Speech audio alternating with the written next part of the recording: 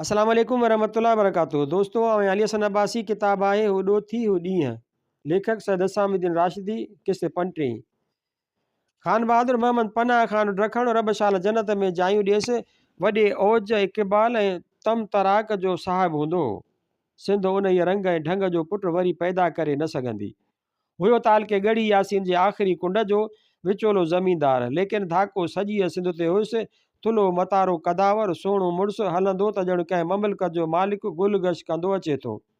सुहिणे कट ते सलवार, आला दर्जे जे जोराबनि ते विलायती शू बूट, शार्ट कोट, कमीस ते बो ॿधल तुर्की टोपीअ खे पासे ते मोड़ ॾेई कुझु कुलाईअ जो शान पैदा कंदो हो।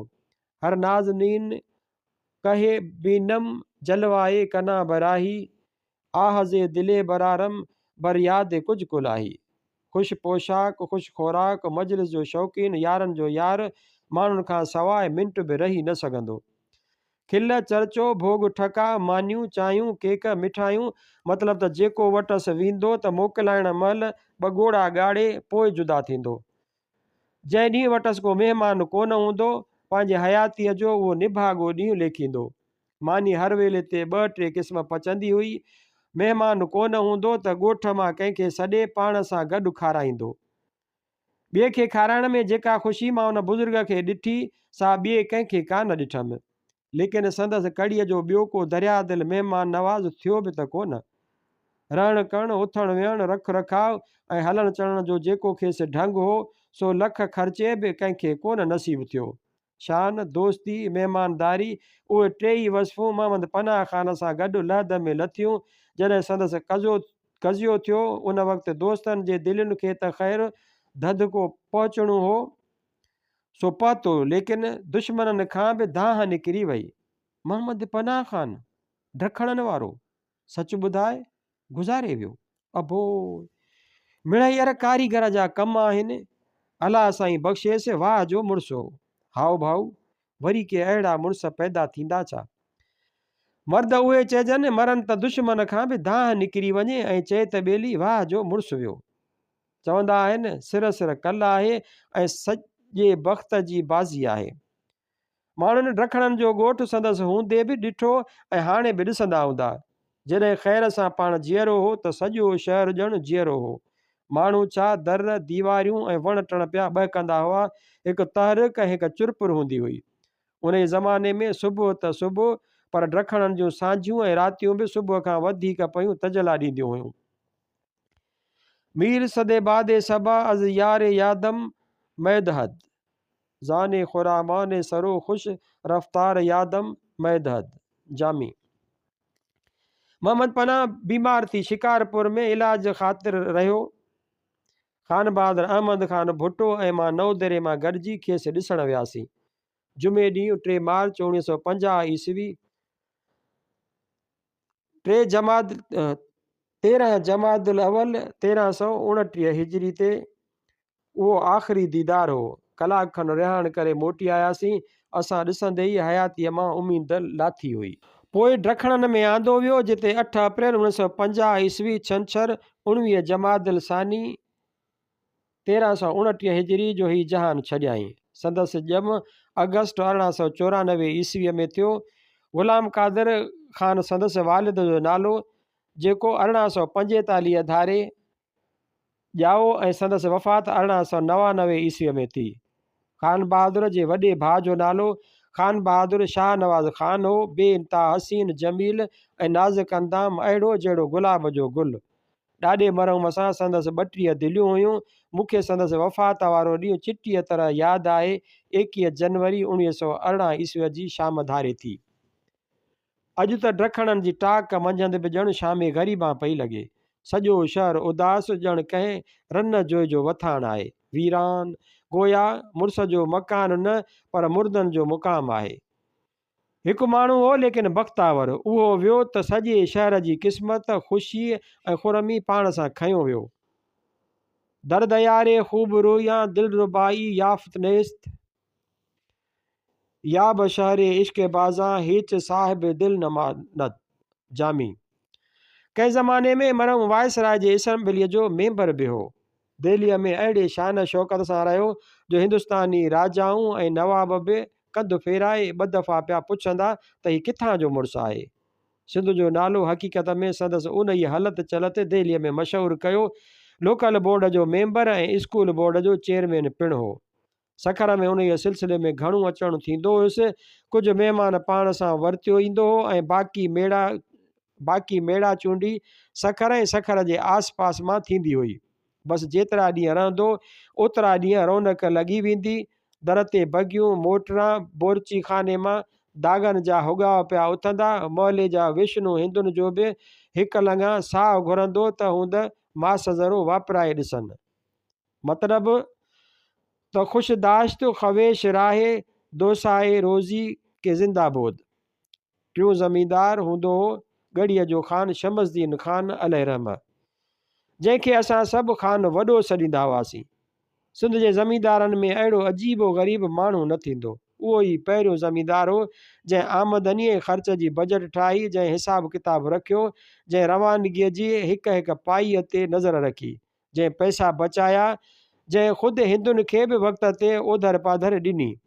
उहो पहिरियों वॾो माण्हू आहे जंहिं पंहिंजी समूरी ज़िंदगी यकसां ऐं बिना ऐब जे गुज़ारी ऐं ॾाढे इत्मीनान ऐं आराम सां बसर कई। मजलिस जो मोर ॻाल्हियुनि जो गहीर, राग रंग जो शौक़ीन, सुरनि ऐं साज़नि जो ॼाणू, वाजे ऐं वजत जो पारखू। जवानीअ में त पाण बि साज़ो सुरुद वॼाईंदो हो, राग ॻाईंदो हो ऐं ॻाइण वॼाइण वारनि जी हिकु संगत ठाहे चौकियूं कंदो हो। मूंसां पाण ॻाल्हि कयई त केतिरा भेरा मरहूम मौलाना अब्दुल गफ़ूर हमायूनीअ खेसि संगत समेत घुराए ॾींहंनि जा ॾींहं पाण वटि रहाए राग ॿुधो। हाजी ख़ानन शाइर सां भाइपीअ जो रस्तो हुयुसि। लाड़काणे मां घोड़ीअ ते चढ़ी वटसि अची महीननि जा महीना रहंदो हो। अछी चापुई सुहारी जंहिंखे मेहंदी लॻल, लुंगी मथे सां, नीरो वॾो पैराहन, बितख्ती कांच ऐं सिंधी जुती पेर में। जॾहिं वेहंदो त चादर ऐं गोॾनि खे वेढ़े कांब कढी वेहंदो। उहो हाजी ख़ानन जो हुलियो ख़ान वॾे पाण मूंखे ॿुधायो।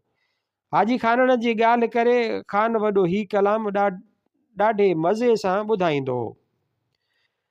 चेट तोड़े कती असां दावन तुंहिंजी वती, सारियूं जूअर आभूं गना पकियूं पोखां ॿधनि बना, लाईअ लाबारे हलन रना, अंधी काणी मती असां दावन तुंहिंजी वती। सरह ॼांभो मटर चणा अलाह कंदो सिंध में घणा, पैसे खारी मच्छी खती, जहिड़ो चेट तहिड़ी कती असां दावन तंहिंजी वती। हाजी ख़ानन हलंदो हल तूं भलो कंदुई भली, जेको गरी गंजी पली गॾह जेको गरी गंजी पले गॾह तंहिंजी कान्हे गती, असां दावन तंहिंजी वती। हाजीअ जी हीअ काफ़ी पिणु वॾी लय सां ख़ान ॿुधाए मौज में अची वेंदो हो। ॾुख ॾोलावा ॾाज ॾेई विया ॾेर मुईअ खे अला, घोरिया घर बंबोर जा भला, वेही गुज़ारियां तंहिं में कीअं वेला, मौला कंदो मोहबन सां बेला, कोड़े कंदसि पोइ काज ॾेई विया मुईअ खे अला। ससुई बंबोर कंदसि मूं बेज़ारी, पुनहल कंदो पाणे मूं पोइवारी, गल गिचीअ में पाईंदसि ॻारी, जो हथों पीअण में हाज, ॾुख ॾालावा ॾाज ॾेई विया ॾेर मुईअ खे अला। ख़ान वॾो अहले दिलि हो, सुठो बैत ॿुधंदो, सुर जो आलाप सुणंदो, वजत जो सुर ताल कन ते पवंदुसि, बसि रूह में ॼण तरावत अची वेंदसि, सॼे मुंहं ते रौनक अची वेंदसि ऐं चपनि ते मुर्क निर्वार थी ईंदसि। ॿियो चवंदो, वाह मियां हसामुद्दीन शाह, वाह वाह वाह, ॾिसो त छा थो पियो चए, सुभान अल्लाह सुभान अल्लाह। वजत जो पंहिंजे सिर पाण बि कारीगर हो। उन जवानीअ वारे दौर में साज़ सरूद सां गॾु दिले, मृदंग, मिश्क, सारंगी, ढोलक, यकतारे ऐं तबले खे बि वाह जो वॼायाई। लेकिन जॾहिं उहे ज़माना गुज़री विया, उहे माण्हू ऐं संगतियूं वयूं, तॾहिं पाण बि सफ़ा हथ कढी छॾियईं। कॾहिं कॾहिं मौज अची वेंदी हुयसि त टेबल ते वेठे वेठे चार आङुरियूं हलाए वठंदो। बसि मज़ो अची वेंदो। घड़ी सां त मौज लॻी वेंदी। हिकु दफ़े असां ॿई कराचीअ वारे रेवाचंद मोटूमल जी छाप में वियासीं, जंहिं दुकान में हाणी H Ghulam Mohammad and brothers जो दुकानु आहे। शाम जो वक़्तु हो, खॿे हथ ते डिघो शोकेस अॼु बि ईअं रखियो आहे जीअं उन ई वक़्त में हो। उन ई ज़माने में कराचीअ जो बि औज हो। हाजी ॾोसल जे ज़वाल खां पोइ उहो ई हिकु दुकानु हो जिते हर शइ मिलंदी हुई। मंड मां साहब लोक परदेसी देसी मतिलबु त सॼो दुकानु ख़रीदारनि सां झिंझियो पियो हो। खान जी तबियत में बि का ओचितो मौज अची वई। शोकेस खे हिकु तरफ़ खां शीशे ते ॿिन्ही हथनि सां वजत कंदो वञी ॿिए सिरे ते पहुतो। अञा 5-6 हथ ई मस खयां हुयाई जो दुकान में बीठल सभिनी ख़रीदारनि जा कन खड़ा थी विया। ख़रीदो फ़रोख्त बंदि। अंग्रेज़ मेमा देसी परदेसी जिते हुआ उते ॼमी विया। 10-12 मिंट सॼो दुकानु ॼण ख़ान वॾे जी आङुरियुनि ते नचियो थिए। जॾहिं वजत खे वञी तोड़ कराए पोयूं हथ हुयाई तॾहिं सभिनी वठी ॾाढियां ताड़ियूं वॼायूं। उन ई शाम जो ख़ान वॾे जी तबियत ते का ख़ासि बहारी हुई। वरी अहिड़ो मौक़ो नसीब कोन थियो। असां ॿिन्ही जी पाण में दोस्ती न हुई बल्कि इश्क हो। ॾाढो कुर्ब ॾींदो हो, तमामु घणो भाईंदो हो।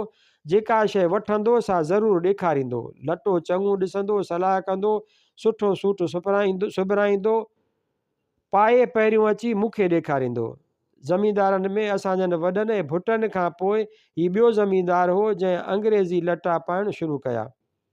लटे कपिड़े जो ॾाढो शौक़ीन हो। लटा देसी हुजनि चाहे अंग्रेज़ी। बुत जो सनो छड़क ऐं सरो जहिड़ो सिधो हूंदो, तंहिं करे पोशाक जिस्म ते ॾाढो जोड़ ऐं जिनसार रखी बीहंदी हुयसि।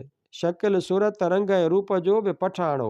सोणो सफ़ेद ॻाढ़ो, तंहिं करे जेकी परींदो हो सो ॼण पियो मुंहं ते पवंदो हुयुसि।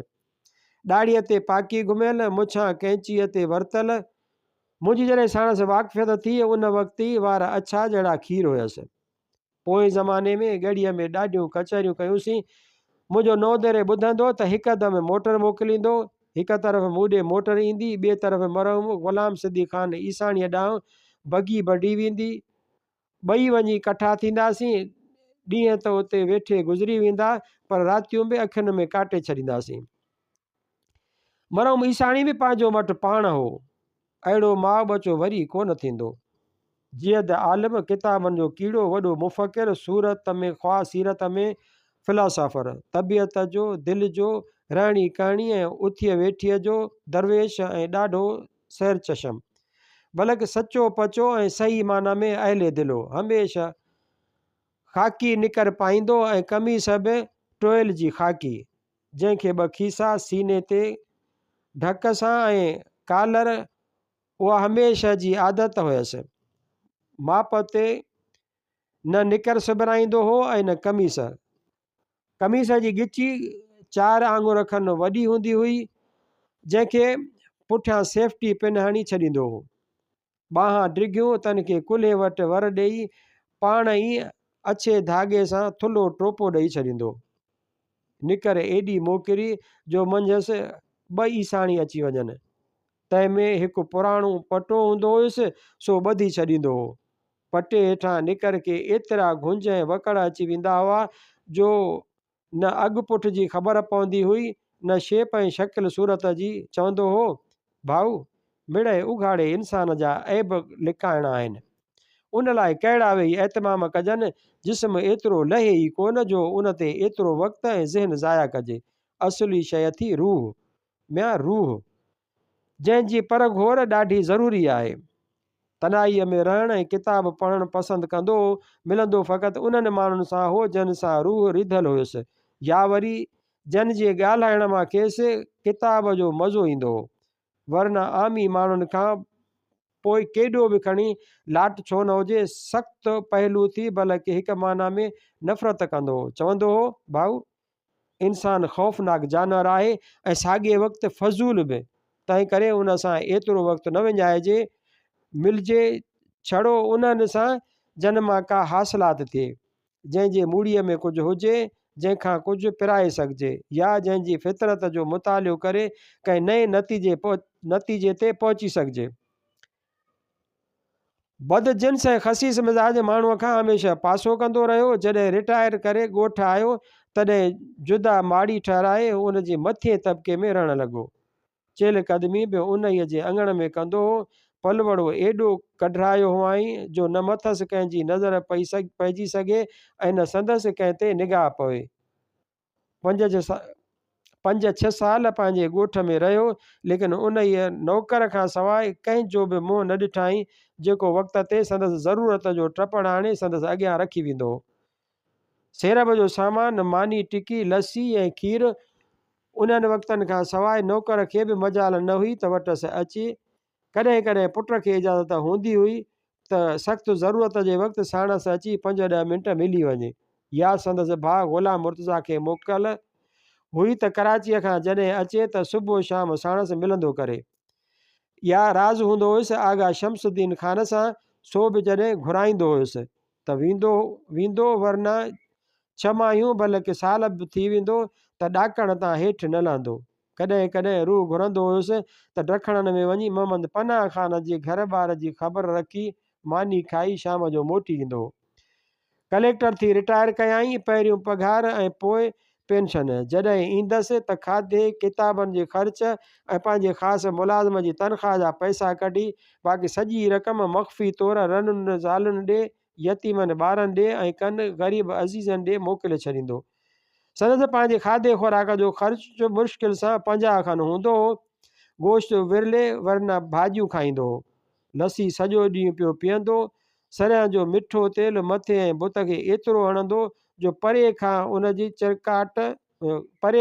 जी जरकाट ॾिसण में पियो ईंदो।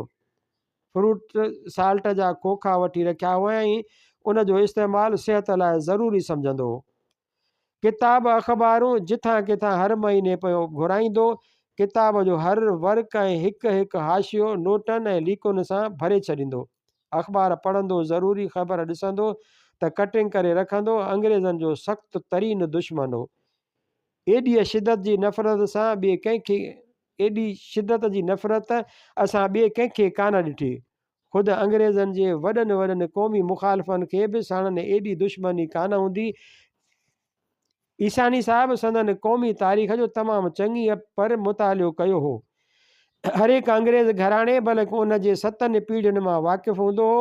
उन्हनि जे क़ौमी ख़साइलनि जो किरदार ऐं फितरत जो, संदन सियासत ऐं हुक्मरानीअ जो ऐं सवाबनि जो मतिलबु त एॾो वाक़िफ़ ख़ुदि अंग्रेज़ पाण बि पंहिंजो कोन हूंदो जेतिरो ईसानी मरहूम हो। तंहिं करे सोचे सम्झी वॾी तजुर्बे, ज़ाती मुशाहिदे ऐं गहरे मुतालिए बाद इन उहा नफ़रत पैदा कई हुई। ईसानी साहिबु हिंदुस्तान जे तारीख़ जो बि गौर सां मुतालियो कयो हो। संदसि राय हुई त मुग़लनि जो ज़वाल आलमगीर खां पोइ न थियो, बल्कि उन जी शुरूआती आलमगीर जे तख़्त नशीनीअ वारी जिदोजहद खां थी। उन जी इब्तिदा तॾहिं जॾहिं हुन पीउ खे तख़्त तां लाहे काठ में विधो ऐं बिरादर कुशीअ जो आगाज़ कयो। खांसि पोइ जेका शहज़ादनि में कश्तो खून हली सा संदसि उन पॉलिसीअ जो सदाए बाज़गश्त हुई। जॾहिं खेसि को ॿुधाईंदो हो त आलमगीर त हिंदी मुसलमाननि में गाज़ी थो सॾियो वञे, तॾहिं ॾाढियां टहक ॾेई खिलंदो हो। चवंदो हो, असांजी क़ौम ख़्वाह असांजा मोरिख़ तबनि शाह परस्त आहिनि। ॾिठो कोन अथव त हर फासिक, फाजिर, ज़ालिम ऐं बद किरदार बादशाह खे असांजे मोरिख़नि ज़िले अल्लाह सॾियो आहे। चइबो हुउसि त साईं अलामा इक़बाल बि संदसि लाइ चई वियो आहे, तरकश मारा खुंदगे आख़िरी। चवंदो हो, यार मियां हसामुद्दीन छॾियो, अवां बि शाइरनि जे कौल खे खणी अहमियत ॾिनी आहे। शाइर कॾहिं रंग में त कॾहिं भंग में वॾो टहक ॾींदो, उन खां पोइ सनड़ियूं अखियूं कुझु ॿूटिजी वेंदसि। उन्हनि अधु खुलियल अखियुनि सां तिखी घूर विझी चवंदो, भाऊ साॻे इक़बाल साहिबु इंग्लैंड जे बादशाह जी तारीफ़ कान कई आहे। मूं ॾे मुंहुं करे चवंदो, यार मियां हसामुद्दीन उहो बैत कीअं पढ़ंदो आहीं, पर पाण खे त उर्दू उर्दू फुर्दू कान ईंदी आहे। उर्दूअ खे हमेशह ज़वाल जे दौर जी ज़ुबान सम्झंदो हो, तंहिं करे जॾहिं बि उर्दूअ जो नालो खणंदो हो तॾहिं फुर्दूअ जो अखर पुठियां ज़रूरु लाहे छॾींदो हुउसि। साहिबु कहिड़ो शहर? यार हू, हा साईं, ॿुधो खान वॾा भाऊ, हू ॿुधाए अमानला वारो, उहो जंहिंमें अमानला जी तारीफ़ थियल आहे। हा हा भाऊ। ए अमीरे गाम गारा ए शहर यार, नौजवानो मिसल पहिरां पुख्तकार। ए भाऊ, इहो जॾहिं अमान लाइ वियो त वरी नादिर ख़ान जी बि तारीफ़ कई अथाई। पीर ॿुधाइजां त यार, नादिर आने दानाई रमज़े इतिहाद, बा मुसलमाने दाद पैगाम ओ दाद। नादिर आने सरमाए दरियानिया, आने निज़ाम मिलत अफ़गानिया। आगा वॾा ॿुधंदो वञ, यार जेको तख़्त ते वेठो तंहिंजी तारीफ़ अञा ॿियो ॿुध खान वॾा, यार माफ़ कजांइ, हू भोपाल वारे हमीदुल्ला वारो त ॿुध चइजांइ। ईसाणी साहब वॾनि माण्हुनि, अमीरनि, जागीरदारनि या नवाबनि जे सख़्तु ख़िलाफ़ु हूंदो हो। चवंदो हो त उहे इंसान ज़ात लाइ कैंसर आहिनि। अदा भाऊ, असांजे खान वॾे खे उहो बैत ॿुधाए त सही। हा साईं, यादि कयां।